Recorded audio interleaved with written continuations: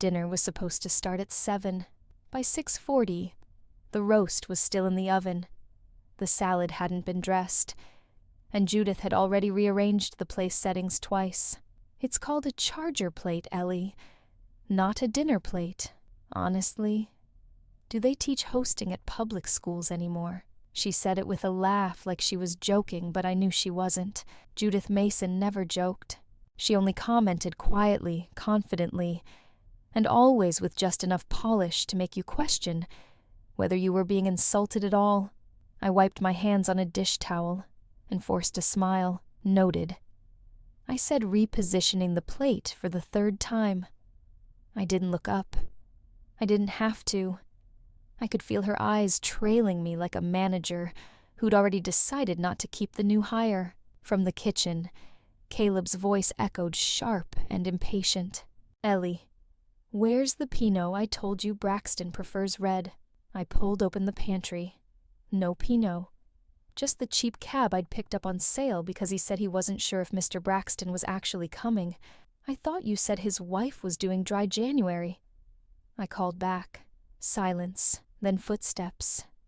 Then Caleb appearing in the doorway, in his tailored navy suit, freshly shaved, and smelling faintly of the cologne I bought him 2 birthdays ago. He didn't speak, just gave me the look, the one that meant don't contradict me in front of my mother, the one that meant you messed up again. Judith appeared behind him with a stack of cloth napkins, color-coordinated, starched, and unnecessary. Never mind, she said lightly. I'll send Belle to grab the bottle. She has taste. Belle. His sister, still living off Judith's money, still acting like she had any idea what work looked like. She walked into the kitchen right on cue, wearing heels too high for a dinner at home, and a smirk that never quite left her lips. Don't worry, Ellie, she said, tossing me a wink. Not everyone's cut out for hosting, or marriage, or like multitasking. They all laughed, like I'd told a joke I didn't know I was making, and I just stood there holding a towel and a knot in my throat that wouldn't budge. The Braxtons arrived at 7:04. I smiled and shook hands and offered drinks. Andrea Braxton complimented the centerpiece, the one Judith had tried to replace twice, and I felt a small flicker of warmth in my chest. Caleb sat at the head of the table, Judith to his right, Belle beside her. I ended up across from a wall sconce between 2 empty chairs, meant for absent +1s. Dinner began fine enough. Small talk, weather, real estate. Andrea asked what I did for work, and I told her I was a pharmacist at a community clinic. Her face lit up. Oh, that's amazing. You must see everything. I laughed softly. Mostly cough syrup and diaper rash. But once in a while, yes, something sticks with you. She leaned in, like what I hesitated, then shared a story about a patient, a woman who couldn't afford her insulin, who used to cry when she picked up her meds, till one day we figured out a way to get her enrolled in a program. The woman brought cookies the next week, said we'd saved her life. Andrea smiled. You did. I opened my mouth to respond, but Caleb cut in before I could. She's always dramatic, he said lightly, swirling his wine. You'd think she ran a trauma unit, not a pharmacy in a strip mall. Silence. Judith chuckled. Well, dear, we all like to feel important, don't we? Belle reached for the bread basket. I mean cookies. That's sweet, I guess. The warmth in my chest turned to acid. I looked around the table. No one met my eyes. Not Caleb. Not his mother. Not his sister. The conversation moved on without me, just like it always did. And I sat there, hands in my lap, wondering how I had become a stranger in my own dining room. They kept talking about the economy, about Braxton's new lake house, about Belle's latest cleanse. The words were noise, like static, like wallpaper in a house I no longer remembered decorating. I smiled when expected, nodded when needed. But somewhere between Judith's 2nd glass of Chardonnay and Caleb's 4th correction of my story, I realized something. I wasn't listening anymore, not because I was angry, but because I was disappearing. And it hadn't started tonight. It had started slowly, like water boiling without bubbles. I used to be louder, not in volume, but in presence. I used to wear my curls out and unpinned. I used to speak with certainty, not apology. I used to walk into rooms like I belonged in them. I remember the first time I swallowed my words instead of saying what I felt. It was after a dinner with Caleb's boss. I had joked lightly, playfully, about how Caleb never read the instructions on anything, not even furniture from IKEA. The room had laughed. I thought it was fine, but on the drive home, Caleb didn't speak. Not until we pulled into the garage. Then he said, "You made me look small." I remember blinking. It was a joke. His voice was quiet. Not everyone can afford to laugh at themselves, Ellie. He didn't raise his voice. He didn't curse. He just got out of the car, shut the door, and went inside. That night, I stayed in the kitchen until the wine dried in our glasses, and I promised myself no more careless comments, no more poking fun. That was the beginning of the quiet. Then came the edits. "Don't wear that to brunch with my mom. She thinks red is too loud. You're sweet. But maybe don't tell the board about your scholarship days. They can be funny about charity. Could you not mention the clinic at dinner?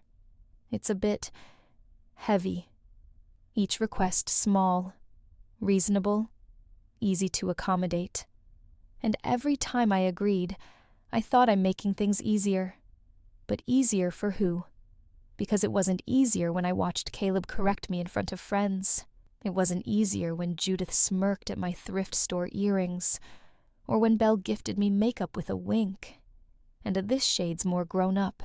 It wasn't easier when I stopped telling stories about work, or about books I loved, or about anything at all. I just edited myself till there was barely a sentence left. Tonight, it hit differently. I don't know if it was Andrea's kind eyes or the story I tried to tell, but something cracked. I sat at that table, and I thought, when was the last time I spoke without checking the room first? When was the last time I laughed and didn't scan Caleb's face? When did I stop feeling safe in my own voice? I didn't have an answer, just a sinking realization that I had been fading, and no one noticed. Because fading is easy when everyone benefits from your silence. After dinner, I cleared plates while the others stayed in the living room. Caleb didn't follow. I rinsed the china Judith insisted on using, even though she complained about the water spots every time. And as I stood at the sink, I heard them. Through the thin wall, through the open archway, laughing, recounting, sipping more wine. Judith's voice floated in first. She's sensitive. Always has been. Tries, though. Belle added, "I mean, Caleb could have married anyone." But she really latched on, didn't she? Then Braxton laughing. "Well, she's quiet." That helps. I dried my hands. Slowly, deliberately, and for the first time in months, I didn't rush to rejoin them. I just stood there letting the last sentence hang in the air, like a painting crooked on the wall. She's quiet. That helps. Maybe it had. Until now. People always think the breaking point is the hardest part. It's not. The hardest part is the moment you believe someone sees you, really sees you, when you've been walking through fog, and suddenly someone reaches through and offers you a hand. That's what I thought Caleb did. It was late October. The air in Charleston carried that ache between seasons, still warm enough to sweat, cold enough to shiver. My mother had been gone for exactly 10 days. The casseroles had stopped. The phone barely buzzed, and grief had settled like dust in all the corners of my apartment. I met Caleb at the pharmacy of all places. I'd been staring at a bottle of melatonin trying to remember how sleep worked. He stepped beside me and said, "Try the purple label. It doesn't leave a weird aftertaste." I looked up. His voice was calm, friendly. Clean shirt, pressed slacks. A man who seemed like he'd never sat on a carpeted floor crying into a cereal bowl. I smiled out of habit more than feeling. Thanks. He didn't push, just nodded, picked up a bottle for himself and moved on. That should have been it. But when I left the store, my keys slipped from my hand. They scattered across the sidewalk, and I almost cried right there. He was passing by again. Without a word, he crouched, picked them up and held them out. I'm guessing it's been a week, he said, since she passed. My breath caught. How? He pointed to my hand. Your fingers are still trembling. That usually fades around day 9. I didn't ask how he knew. I just took the keys and whispered 10. He nodded. I remember. 10. We talked in the parking lot. 27 minutes, I later counted. He told me he lost his sister 5 years ago. He told me grief didn't end, it just got quieter. He didn't offer solutions, just presence. That night, he sent me an email. Not a message, not a text. An actual email addressed formally. To Ellie, if you ever want to talk to someone who doesn't need you to smile, see.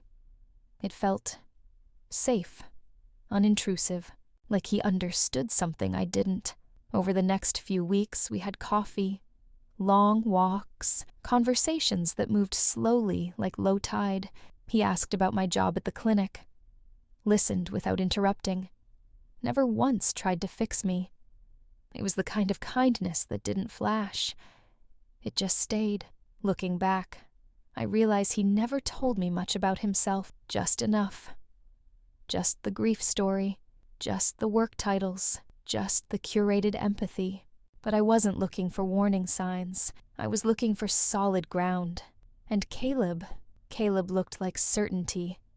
He took me to dinners where people spoke in soft voices and complimented each other's salads. He held my hand in church. He remembered I like tea with lemon, not sugar. He never raised his voice. He never made demands. He simply invited me into a life where things looked manageable. After 6 months, he proposed. Not with a grand gesture, just a quiet evening at the marsh, a ring tucked inside a folded napkin, and a simple line, "I don't want to keep doing life without you." I said yes. Because I thought I was being chosen, because I thought being safe was the same as being seen. And the truth, I wasn't chosen. I was convenient. I was quiet, malleable, easy to present. But back then, all I saw was a man who didn't make me cry harder, and that felt close enough to love. People always talk about their wedding day like it was a blur. Mine was painfully clear. Everything had been arranged down to the minute. The flowers were ivory, not white, because Judith said white was too clinical. The music was a string quartet she hired, not the jazz trio I'd mentioned once. The seating chart had been reworked 3 times each time, further pushing my coworkers to the back row.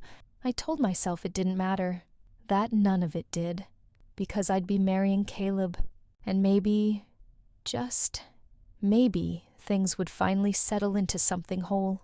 My father arrived late. He wasn't the emotional type, never had been. Raised 3 kids after my mother died, and did so with quiet lunches, firm boundaries, and a Bible that stayed by the kitchen sink. We hadn't spoken much since the engagement, but that morning, just before the ceremony, he knocked on the little room where I was getting ready. Alone, of course. Judith didn't believe in bridesmaids. He stepped inside, took one look at me in the mirror and said, "You look tired, Elle." I laughed, nervous. "Is that your version of a compliment?" He walked over slow, stood behind me. "You sure?" he asked. I turned. "About marrying him." He nodded. I didn't answer right away. Just looked at myself. The dress Judith picked the curls. Someone else sprayed into place the bouquet I'd barely touched. Then I said, "I think I'm tired, because this is the first time I haven't had to fight for anything." He just accepted me. My father stared for a long second. Then he placed a hand on my shoulder and said one line, just one. Being quiet around someone isn't always peace, Ellie. Sometimes it's just learned silence. Then he kissed my temple and left. I should have listened. Maybe deep down I did. But the music started, the doors opened, and Caleb was waiting. He looked steady, not joyful, not awestruck, just composed like always. I walked down that aisle and told myself this was a beginning, the start of something stable. The pastor read from Corinthians. Judith sniffled at all the right parts. When we said I do, she dabbed her eyes with a lace handkerchief. She later told me belonged to Caleb's great-grandmother. After the kiss, after the pictures, after the endless line of guests offering well-meaning smiles, I found myself in the corner of the reception room, just watching. Caleb moved like a politician. Handshakes, nods, the occasional backpat. Judith flitted between guests like she was hosting a gala. My father sat alone, sipping black coffee, eyes sharp. I didn't speak much that evening, but I told myself it was normal. Weddings are overwhelming. I was just tired. Everything would calm down tomorrow. We'd start our life, our home, our story. Later that night, in the guest suite of Judith's estate, we were to stay there for a week before moving into our new apartment. Caleb kissed my forehead and said, "You did great today." Mom said the catering impressed Senator Hall's wife. I nodded, and when he turned away to scroll his phone, I stared at the ceiling and whispered something I hadn't said aloud in weeks. I hope I belong here, because part of me wasn't sure anymore. No one ever handed me a list. No rules pinned to the fridge, no lines drawn in ink, just gentle nudges that slowly moved the walls closer until I couldn't stretch without hitting something. The first rule came a week after the wedding. I was on the phone with my brother laughing about some childhood story.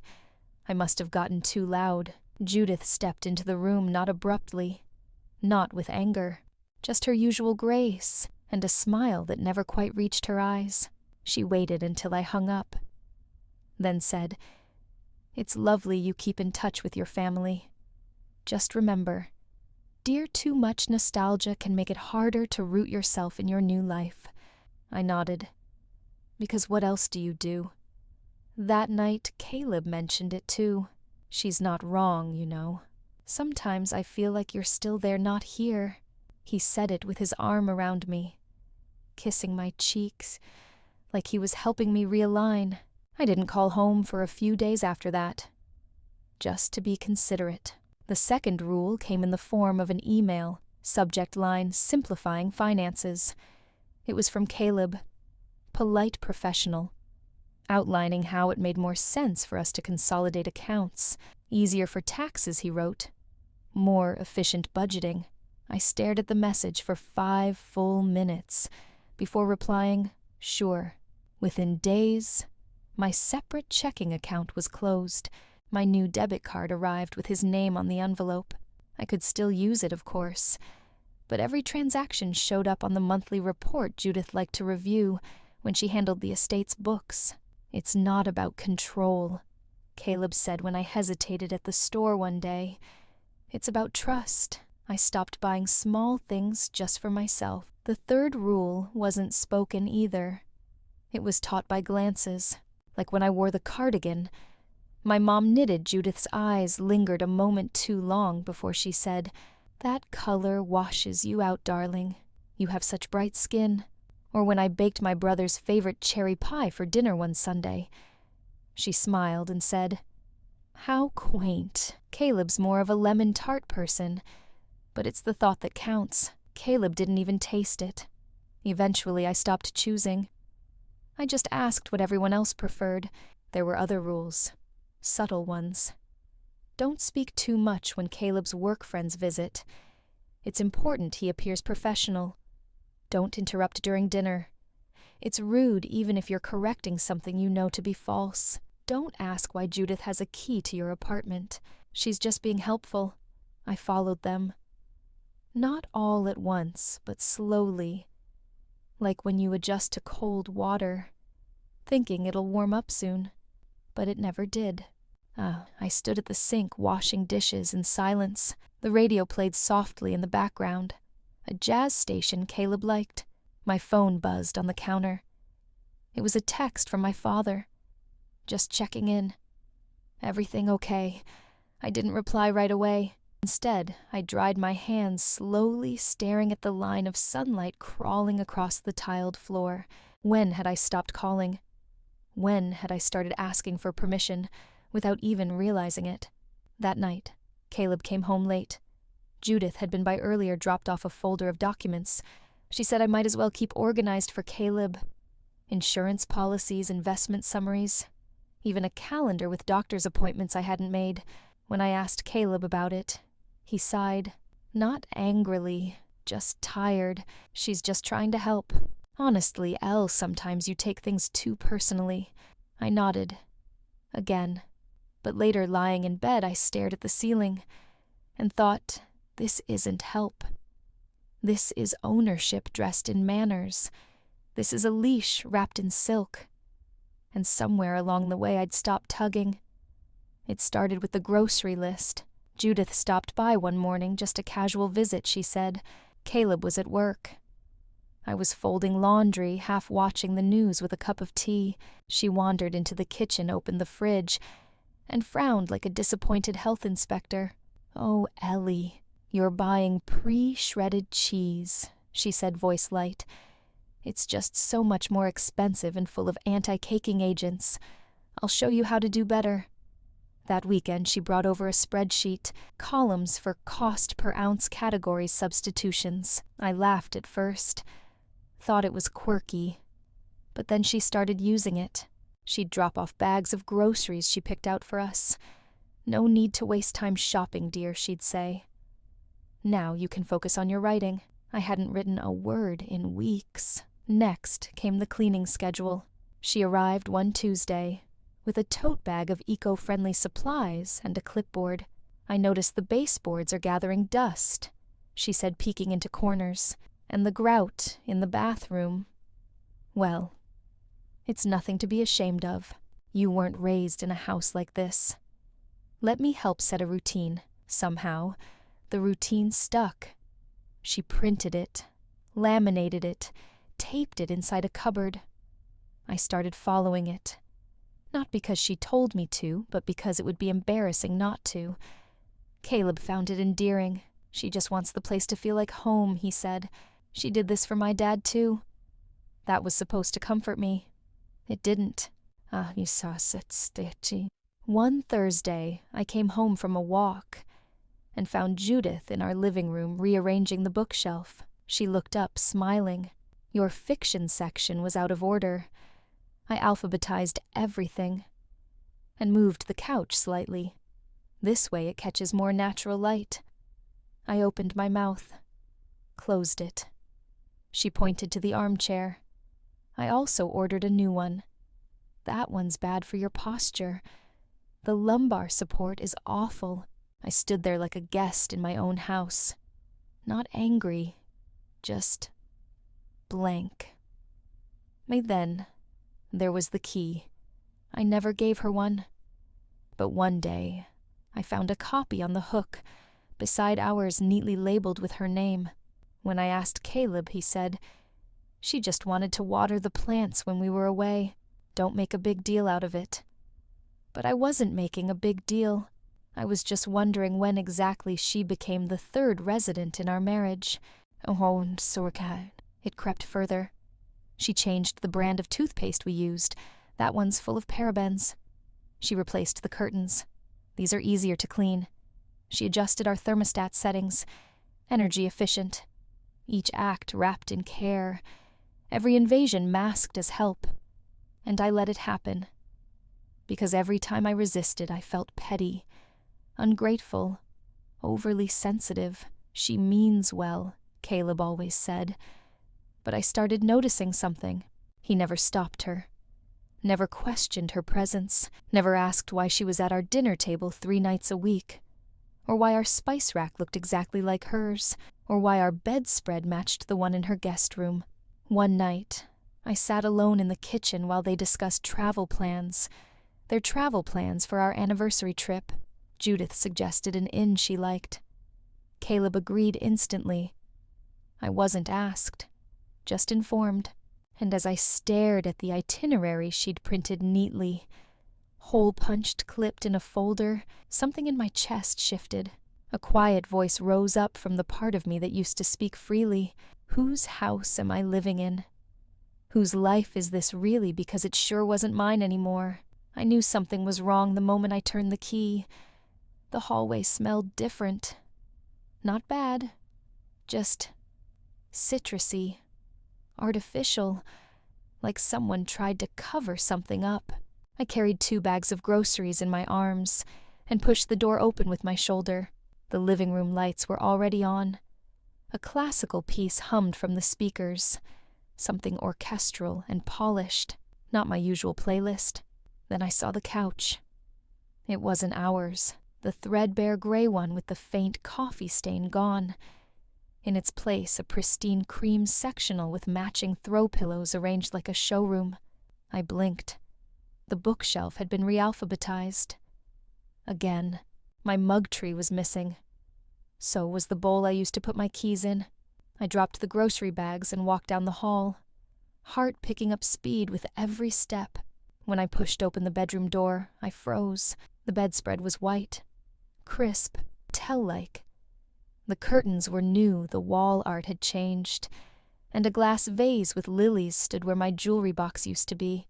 But what stopped me cold was the corner. The armchair, my mother's armchair, was missing. The knitted quilt she made me before she died, the one she'd woven while chemo took her hair, but never her hands. It wasn't on the chair anymore.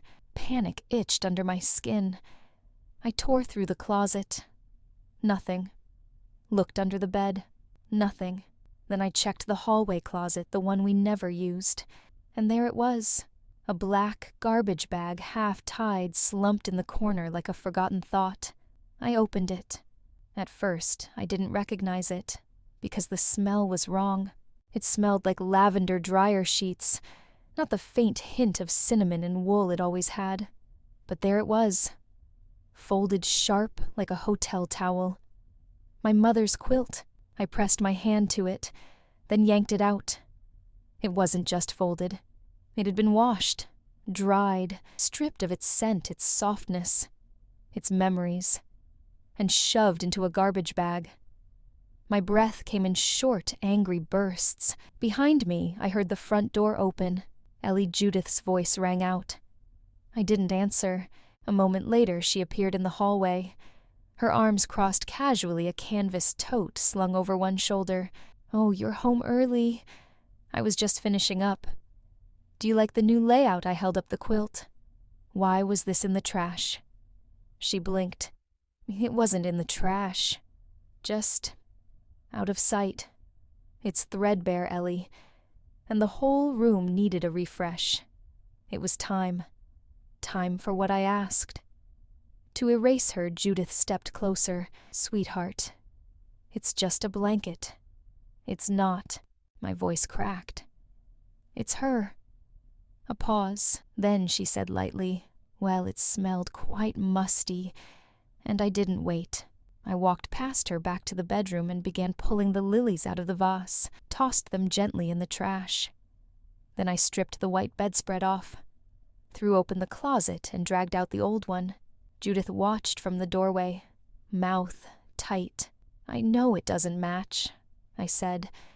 "I know it's not catalog perfect, but this is my room, my life, my grief." She opened her mouth, but I didn't let her speak. "Don't touch my mother's things again." Her silence was louder than any reply, and for the first time in months, I felt something I'd forgotten I could feel. Ownership. Over my space, my past, my voice. Even if it shook when I used it. I held the phone in my hand for 15 minutes before I pressed call. The room was quiet now. The lilies gone. The quilt back on the bed. but the air still buzzed with everything I hadn't said, everything I swallowed. I watched the screen blink as it rang. Once. Twice. Ellie. My father's voice came through softer than I remembered. I opened my mouth. Nothing came out. I wanted to say, I'm not okay. I wanted to say, why did you let this happen? I wanted to ask him why he looked away all those months, why he handed me off like a polite transaction. But all I managed was a breath. Ellie, he said again this time with concern. Are you there? I could hear the static of his old kitchen radio in the background, the clang of a spoon in a mug. So normal. So far. I hung up, and for a few seconds, I just sat there, phone in hand, heart pounding like I'd just run from something, or toward it. Then I got up, opened the bottom drawer of the nightstand, my drawer one of the few Judith hadn't rearranged, and pulled out a little black notebook. It was one I'd bought years ago, but never used. I didn't even know why I packed it when I moved in with Caleb.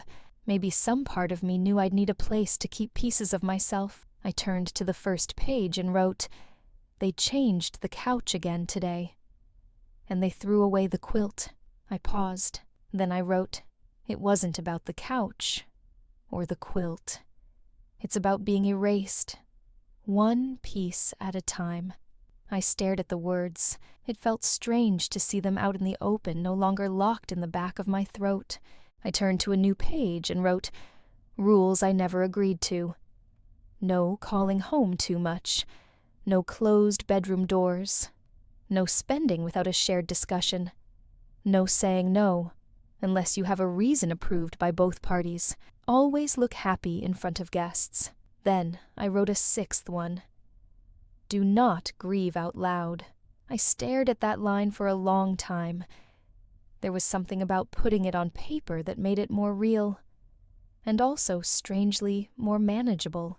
Like maybe, if I could name it, I could survive it. Outside the window, the wind picked up. I watched the curtain move slightly like someone exhaling. I flipped back to the first page and wrote under my earlier lines, This is not the life I imagined, but it is the one I am in.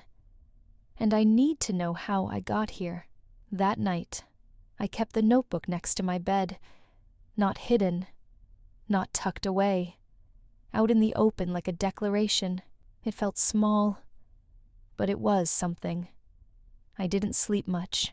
My brain was too loud, too alive. I kept thinking of all the times I said yes when I meant no, all the times I smiled when I was hurting, all the rooms I stood in where people talked over me, like I wasn't even part of the furniture. Judith's voice echoed in my head. It's just a blanket, Ellie. But it wasn't. And I wasn't just decoration. I thought of my mother. The last conversation we had before she got too tired to talk. She said, Don't marry someone who wants to fix you like a room that doesn't match. I hadn't understood what she meant back then. I think I do now. The dining table gleamed under the overhead light, perfectly set with gold-trimmed plates, and cloth napkins folded like fans. Judith had been directing the staff all day, placing forks just so lighting candles in exact 20 minutes before the guests were scheduled to arrive. Caleb was in his element, groomed smiling tie straight. He liked nights like this. People in suits, compliments flowing like wine, everyone admiring the house he didn't decorate, and the meal he didn't cook. I wore a navy dress Judith had picked out and called appropriate. I didn't mind it. It was comfortable enough. I was tired of fighting over things that didn't matter. I was saving my energy now. The guests were some business associate of Caleb's and his wife. I can't remember their names, only that she wore a sunflower pin, and he laughed like he was always about to toast something. Dinner began stiffly like most of our formal evenings. Caleb led the conversation with practiced ease. Judith chimed in with stories about Caleb's childhood edited to fit a polished narrative. Then something unexpected happened. The associate's wife, Marcia, maybe turned to me with kind eyes and asked, "And what about you, Ellie? What do you do?" For a second, I didn't answer, not because I didn't have words, but because I wasn't used to the question. Across the table, Caleb froze with his wine glass halfway to his lips. Judith's smile tightened. There was a beat of silence long enough to feel dangerous. But I smiled back at the woman and said I volunteer at the city library's literacy program. I help adults who never learned how to read. She lit up. That's incredible. That must be so rewarding. And just like that, the conversation shifted. She asked follow-ups. I answered. I told her about a man named Carlos, who had written his daughter her first birthday card last month. I shared how one woman, Clara, had cried the first time she read a street sign on her own. I didn't overshare. I didn't dominate. I just spoke. But for me, it was like stepping back into sunlight after a long winter. I could feel Caleb's discomfort growing with each sentence. His laugh turned tight, his posture straighter. Judith changed the subject twice, but Marcia kept circling back. I always think people who give time like that are the real heroes, she said, resting a hand on mine. Caleb gave a short laugh. Ellie's always been good at soft things. I turned to him. They're not soft things, I said calmly. They're necessary things. Being able to read a medication label, a work form, a letter from your child's school, that's not fluff. That's survival. There was a silence again, but this time, I didn't fill it with a nervous chuckle or apology. Caleb cleared his throat and reached for the wine. Judith took another bite of her roast, chewing, like it offended her. Marcia smiled at me. Later that night, after the guests left, Caleb closed the dining room doors and stood in front of me. "Why would you embarrass me like that?" he asked. I blinked. "By answering a question. You made it sound like I don't support what you do. I never mentioned you." "You didn't have to," he said. "It was all over your tone." I looked at him, really looked, and saw something brittle behind his eyes. It wasn't anger. Not really. It was fear. That I might stop playing my part. That I might remember I had one. I said nothing. Just walked upstairs. In our bedroom, I sat on the edge of the bed and opened my notebook. I wrote tonight. Someone asked who I am. And I answered. Then, beneath that. And I didn't shrink. It was only a dinner. But it was the first time I felt the silence break, not like a scream, but like a crack in a window letting fresh air in. I fell asleep that night, with my notebook still open beside me, and for the first time in months, I dreamt of my mother's voice, not fading, not distant, but steady. The morning after the dinner, Caleb left early for the office without saying much, just a tight nod in my direction. No kiss, no comment. By evening, he was back sharpened. That's how I'd come to recognize it. Not angry, sharpened. He loosened his tie as he walked in, dropped his briefcase by the door like a silent announcement. Judith wasn't home that evening. Some charity gala, so it was just the two of us. "Did you have fun last night?" he asked, not looking at me as he poured himself a drink. I stayed by the kitchen counter. It was nice. Marcia was kind. He turned, leaning against the bar. "You know there's a reason I usually handle those dinners." I didn't respond. "I get that you want to feel useful," he went on, but hijacking the conversation like that, it made things awkward. I blinked. I was asked a question. I answered it. His jaw clenched.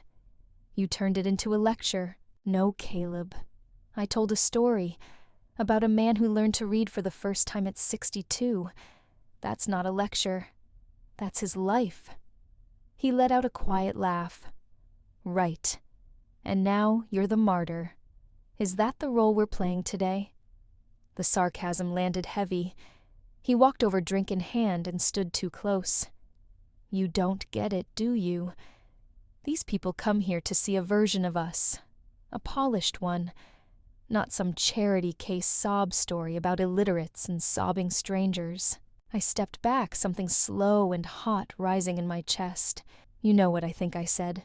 Voice shaking, but not weak. I think you're afraid. Afraid people might like who I am without your script. His expression hardened. You're twisting things. And you're shrinking me, I said, steady now. Every time I speak, you make it smaller. Every time I feel you call it too much or dramatic. I've been disappearing in this house, Caleb. Inch by inch. He scoffed, rubbing his forehead. Here we go again with the overreactions. That word overreaction landed like a slap. I turned to leave the room. He followed, still speaking in that crisp, professional tone he used at board meetings when someone displeased him. You want to be respected. Fine. Act like someone worth respecting. Not like some sentimental housewife with too much time and a savior complex. That stopped me. Dead. I turned, looked him in the eye. I am worth respecting, I said. Not because of what I wear, or how quiet I stay at your events, but because I care. About real things. About people.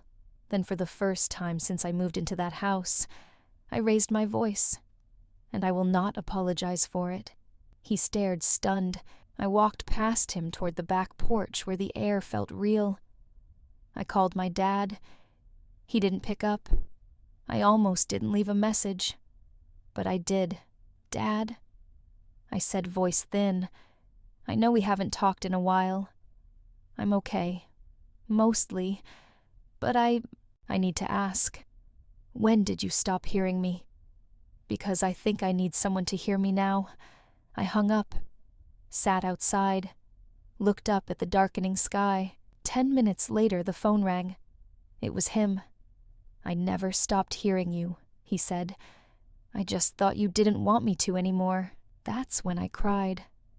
Not from hurt, from release. He didn't offer advice, just sat on the other end and listened. And for the first time in years, I felt like someone remembered who I used to be, before I became someone else's version of a good woman. That night, I wrote in my notebook again. He said he never stopped hearing me. Maybe it's time I start hearing myself too. It was a Sunday. The kind where the sky couldn't decide if it wanted to rain or not, so it hung heavy, decisive, and gray. Judith had invited herself over for brunch again, and Caleb didn't object. The table was set like always, white napkins folded to triangles, coffee poured into delicate china. I wasn't allowed to put in the dishwasher. I brought out the scrambled eggs, toasted sourdough, a little fruit, all arranged like a magazine photo. But the moment I sat down, Judith gave me that smile, the one with no warmth, just polish. So Ellie, she said, buttering a scone. Have you had a chance to look into that etiquette course I recommended? Caleb sipped his coffee, already smirking. I blinked. Etiquette course? She nodded. It might help you know with dinners. And posture. I noticed you slump when you speak. My fork hovered in the air. I think Ellie does fine, I said carefully. Caleb chuckled. Well, we all have blind spots. That was when I knew. Today, they weren't here for brunch. They were here to trim what was left of me. Judith dabbed her lips, leaned in. It's just... You have such potential. If only you'd smooth your edges, speak a little less emotionally. She's been emotional her whole life, Caleb added, still not looking at me. She talks like she's narrating a tragedy no one asked for. The words weren't loud, but they landed hard, like a slap disguised as a compliment. Last week, he continued, she practically hijacked a conversation about finance to cry over a story from her literacy group. I had to apologize on her behalf afterward. I stared at him. You never said anything to me. He shrugged. Didn't want to hurt your feelings. Judith tilted her head. We say these things because we care, darling. You want to belong in this family, don't you? My stomach turned. Something inside me clenched old shame, meeting new clarity. "I never asked to belong like this," I said softly. Judith frowned. What was that? I looked up, finally meeting her eyes. I said I never asked to belong this way. The air chilled. Caleb set his cup down slowly. "You're being sensitive again." "No," I said. "I'm being clear." And that's when the doorbell rang. 3 sets of eyes turned. Caleb stood up, annoyed. Probably delivery. He opened the door and froze. From the dining room I couldn't see who it was, but I saw Caleb stiffen. I saw his hand fall away from the doorknob like it burned him. Then I heard the voice. "Is this a bad time?" my father asked. I stood up so fast my chair scraped loudly against the tile. He stepped in before Caleb could recover, dressed in a worn green jacket I recognized from years ago, the one he always wore on Sunday morning hikes. His boots were damp from the wet driveway. He looked older than I remembered, a little slower, but steady, unshakable. Behind him were 2 men, one in a VA shirt, another with a folded cane. Friends. Army brothers, not soldiers in uniform, just men who had stood with him through darker things than this room. Judith rose, suddenly uncertain. I wasn't aware we were expecting guests. My dad didn't flinch. I wasn't aware my daughter needed permission to have a voice. He looked at me, then not with pity, but with recognition. "You called," he said. I came. I hadn't cried all brunch. I hadn't cried all week, but right then my eyes stung. He walked over to me, not to confront, to stand beside. "You okay?" he asked. I nodded. Barely. Then he turned to Caleb and Judith, not to shout, not to scold, just to say I don't believe in meddling, but I believe in showing up. And today my daughter deserves someone who does. That was the moment I saw it. In Caleb's eyes, a flicker of something he didn't often feel, accountability. And Judith. For the first time she was silent. They didn't raise their voices. Not my father. Not the 2 men beside him. Not even Caleb, though his jaw was tight, and his fingers twitched slightly, as if searching for the right reaction. Judith sat frozen, her tea cooling beside untouched scones. For a long moment no one moved. My father took a step into the dining room, eyes scanning the space like he was reading a crime scene. His gaze paused on my untouched plate, then on the half-empty glass of water in my hand. He didn't look at me like a victim. He looked at me like someone he used to know, someone he had failed to protect. He reached into his jacket pocket and pulled out a small, worn envelope. My breath caught. I knew that envelope. He placed it gently on the table in front of me. "I found this under your old bed." I stared down at it. My handwriting, barely visible now, had scrawled one line on the front. "If you're reading this, it means I didn't know how to ask for help." It was a letter I'd written 6 months into the marriage, never sent, just tucked it away. Like everything else, I didn't dare say aloud. Caleb stood abruptly. "That's an invasion of privacy." Dad raised an eyebrow. "So, is emotional manipulation, but here we are." One of the veterans, Tom, I think, stepped forward and laid a manila folder next to the envelope. Bank statements, access logs, cell tower pings. His voice was calm. "All legal. All yours." Caleb looked pale. "You had me followed." "No," Dad said. "But when your wife called me and didn't speak a word, I decided silence was enough to investigate." Judith found her voice again. "This is absurd. She's being dramatic." Dad turned to her, but his voice remained level. "Ma'am, I served 3 tours overseas. I've seen what control looks like. And I see it now in the way she watches every word at this table. That's not drama. That's damage." The room fell still. Then Dad turned to me. He didn't touch me. Didn't rush me. Just crouched slightly so his eyes met mine on level ground. "Ellie," he said, and his voice cracked a little. "I should have come sooner. I thought you needed space to grow, to make your own life. But I missed the signs. That's on me. I wanted to tell him he hadn't failed, that I had gotten too good at pretending. Instead, he asked the only question that mattered. Do you want to go?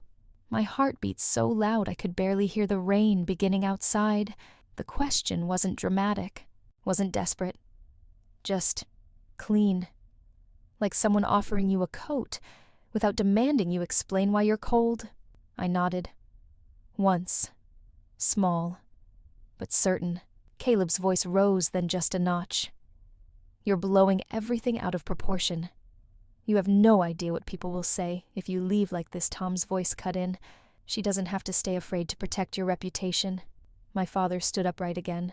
She's not leaving in shame. She's standing up. There's a difference. Caleb looked at me. Really looked. And maybe, just maybe, he realized he'd never bothered to before. I stood. Walked to the hallway. I didn't take much. Just a coat, my journal, and the old photo of my mom and me baking cookies in our first apartment. Everything else could stay. None of it had ever really been mine. At the door, I turned back. Judith sat stiffly still, holding her teacup. I hope someday, I said, you stop calling control help. It doesn't feel the same from this side. Then I stepped outside into the drizzle. My father opened the car door without a word. As I slid into the back seat, I didn't feel like a rescue case. I felt like a woman taking a first breath after holding it far too long. From the front seat, Dad asked, "Where to?" I looked at him through the rearview mirror. He didn't push. Somewhere quiet, I said. Somewhere I can remember who I was before I disappeared. He nodded. We pulled away from the house, slow and steady rain streaking the windshield. And in the silence that followed, I didn't feel small anymore. I felt free. It was a Tuesday in late spring when I saw her again, the kind of day when the sunlight is soft, but steady, and the breeze carries faint smells of lavender from the garden outside the community center. I had just finished folding pamphlets for the shelter's open house when I turned, and there she was, Judith, holding something wrapped in brown paper, like it might break if she held it too tight. She didn't speak at first, just stood there in the doorway of the volunteer room like she was waiting for someone to dismiss her. I nodded toward a chair. You can sit. She did, carefully, as if unsure whether she belonged in plastic furniture. After a moment, she slid the parcel across the table. I washed it, she said. Twice. It smelled like the attic. I didn't open it. I didn't need to. I knew what was inside. The quilt. The one my mother had made, the one that had lived at the foot of my bed, until it had been tossed, bagged, and labeled as clutter.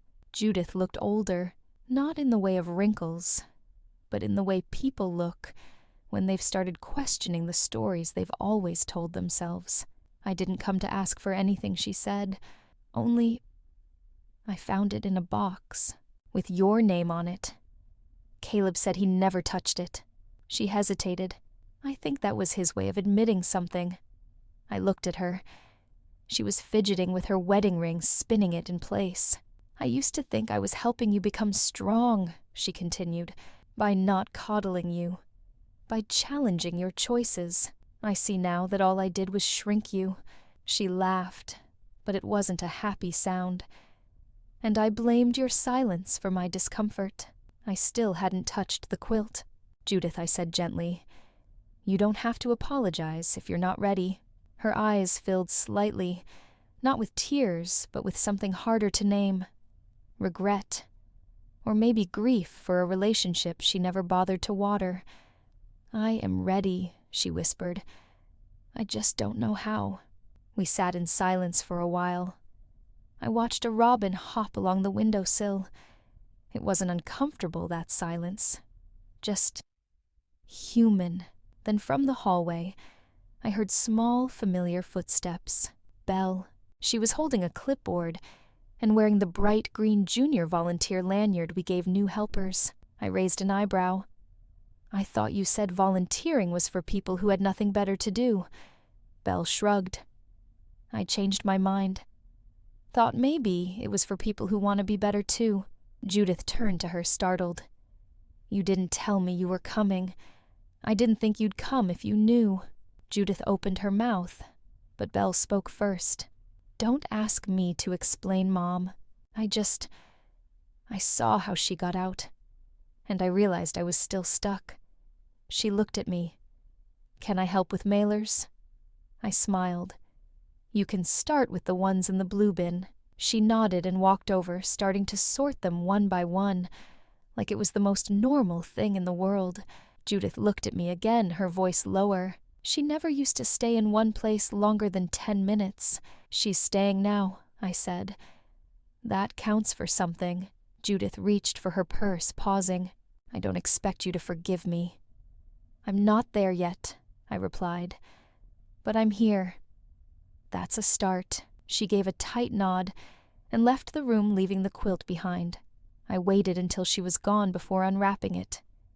The colors were faded, corners fraying, but I could still trace the pattern of every square, each one made from old dresses, aprons, scraps of memory stitched by my mother's hands. I folded it carefully, not because it needed to be saved, but because I did. Belle looked over at me and smiled. We're gonna need more envelopes. Lucky for you, I said I know where they're kept. And just like that, the quiet between us became less about pain and more about permission. To try, to return, to choose something better, even if we weren't sure what it was yet. The envelope came on a quiet Friday afternoon. A plain white letter, my name written in a familiar slanted hand I hadn't seen in over a year. Caleb Martin. My heart didn't race. I didn't feel dread, just a strange, calm curiosity, like someone knocking on a door that hadn't been opened in ages, not to be let in, but to say I stood here once. I sat down at the small cafe table in the community center and opened it. His handwriting was still precise. The letter wasn't dramatic. No long-winded pleas. Just a quiet, honest attempt at saying the things he should have said years ago. You were quiet, and I mistook that for agreement. I never once asked if you were happy. I thought I was a good husband because I didn't cheat, didn't raise my voice, but I forgot that absence can hurt more than anger. I'm sorry I didn't show up for you. Didn't see you. I'm not asking you to come back. I just want you to know. I finally see it. I'm learning how to listen now, even if it's late. I finished reading, folded it carefully, and placed it on the table. It didn't feel like reopening a wound, more like acknowledging a scar that used to ache, but doesn't anymore. I didn't feel the need to forgive. I already had. That evening, I wrote a letter back. Just a few lines. Caleb, thank you for your letter. Forgiveness is not a revolving door. It doesn't mean walking back into the same room. I wish you peace, truly. But that peace will have to come from within, not from me. I didn't sign it with his last name. Just Ellie. And that was that.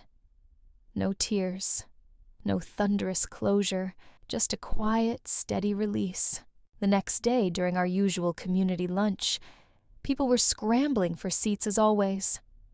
But in the back corner, one chair had a note taped to it. A piece of masking tape with the word Ellie written in bold marker. No one told me to sit there.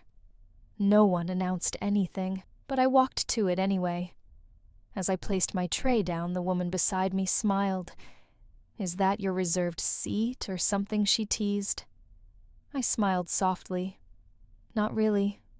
Just the first one with my name on it.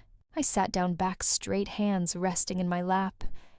And for the first time in years, I felt that I wasn't borrowing space in someone else's life. I wasn't trying to shrink, to fit into someone's version of a perfect family. I wasn't performing to earn a seat at the table. I was home. Not because someone gave me permission, but because I had chosen this place, this moment for myself. That simple wooden chair wasn't luxurious or special, but it was mine, and that was enough. It wasn't in a church. There were no rose petals scattered along an aisle, no organ music, no anxious groom waiting under an archway, but the folding chairs were set up in rows beneath the elm trees outside the community center, and the light of late spring filtered through the leaves like stained glass. My father stood to the side in uniform hands, clasped gently in front of him. Beside him, a small group of women I had met through support meetings. Some had become friends. Some simply held space for me when I didn't know how to cry out loud. There was no, "Here comes the bride." No veil, just me. In a pale blue dress my mother once wore, with a small silver pin at the collar, her initials engraved on the back. I stood on the small wooden platform someone had built for the occasion, heart-steady voice ready. Everyone thought I was being poetic when I called it my wedding. But I wasn't. It was a vow, a real one, and I had waited my whole life to say it. I took a breath and looked out at them, not many people, but enough. Enough to know I wasn't invisible anymore. Enough to know I was loved, even if no one stood beside me in a tuxedo holding my hand. I used to think love was something you had to be chosen for. I began. My voice didn't shake. That someone had to look at you and say you were enough. That's how I lived most of my adult life, waiting to be invited in, waiting to be picked. A pause. The wind rustled the leaves. I married a man who never hit me, never yelled, but still managed to erase me with silence day by day. I lived in a house where I had to ask for space to feel, to remember, to speak. I looked down, then back up, and I let it happen. Not because I was weak, but because I believed that being quiet made things easier, safer, kinder. Now my voice lifted. But today, I'm not making a vow to a partner. I'm making a vow to myself. I took a step forward, one small step, and somehow it felt like a mountain moved. I vow to never apologize for taking up space, to honor the voice that once whispered but now speaks, to never again confuse peace with silence, to remember where I come from and who I am, even when no one's looking. My father's eyes shimmered. He didn't wipe the tears. He just stood taller. I vow to be my own beginning, and never again wait to be chosen. A soft murmur passed through the audience. A few people clapped, but it wasn't the kind of clapping you hear at weddings. It was quiet, reverent, as if we were witnessing something sacred, and maybe we were.